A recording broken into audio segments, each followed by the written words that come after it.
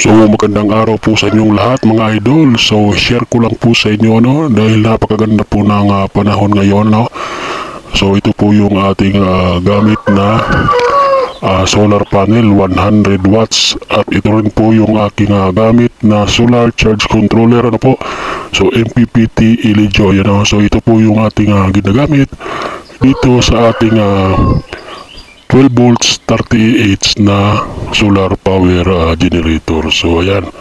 So ito po yung binibigay ng harvest ng ating 100 watts na solar panel. Yan po yung itsura kapag full na po yung ating battery. So dahil sinet natin siya sa 14.5 volts ay ayan po yung binibigay na lang ni Elejoy na harvest kapag full na yung ating battery. So tirik na tirik pa po yung araw at naka-charge pa po yung ating solar panel na 100 watts. So ganito po yung advantage ng ating Elejoy kapag na-meet niya na yung volts na ating sinet up at kapag ito po ay na-full na. So ito po yung itsura niya So ayan.